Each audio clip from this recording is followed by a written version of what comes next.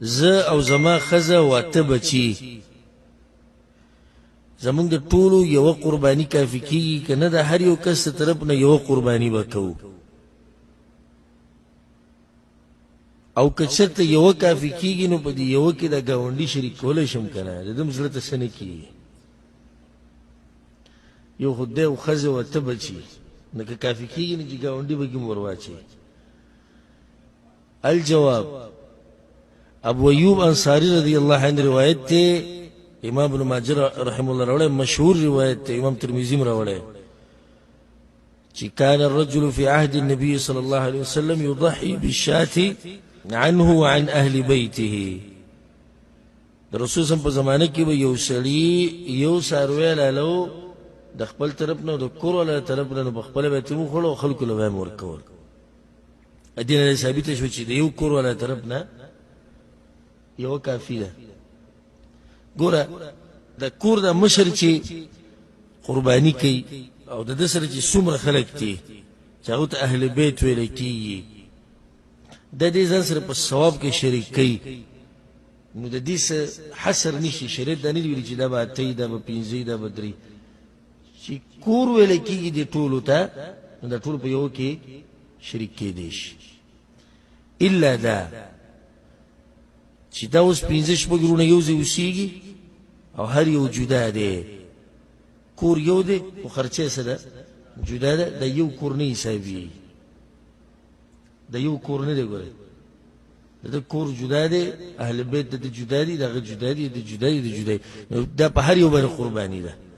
خو چې ټول شریکي د پلار سره یې پلار خرچه کوي دوی پیسې راوړي پلار لور کوي نو یو څه ده یو کافی ده اگر کده سو کسانی سل کسانی اگر کده سل یو کافی ده همون دا وی چې کور والو کې کم راځي نو گاونډي دې څه شو ها گاونډي دې بار شو گاونډي په دې کې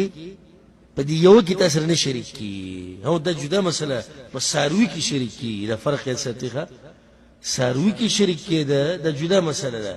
په دې قرباني کې شریک کېده کوم چې تکي دا جدا مسله ده موږ مسله ګورل ته بیانو چې زه یو قرباني کوم ګډ مې راوسته بيزه مې راوسته خپل کور ولا طرف نه کوم گاونډي راته وي بسود راوسته به دا په زر راوړې زه 500 زمانه طرف نشو لکه دا یو قرباني ده نو په یو قرباني کې ته او ستا خپلوان کور ولا چې کم تاسو ردي دا به ګرابي چې کوم ته ویل کیږي په عرف کې او په علاقه کې چې دا یو کور دی نو دا به ټول دنه رااله دا شان کته ایسو واخلې په وساروي کې لکه غوا میخه اوخ هغه کې ایسو واغسته په ایسو کې دا ټول تاسو سره شریک کی وو ایسو کې ته یو خو کړه دغه پیسې دی ورکړي کم خلک چې تاسو ردي کور کې او دا ټول شریک دي په مال کې او پیسو کې دا ټول بدای کې راځي اوس گاونډي په دې ساروي کې شریک کېدی شي وې سي یو تا واغسته بل چا واغسته گاونډي واغسته به د گاونډي د کور سره تعلق ساتي د مسلې ته سوچ کوي.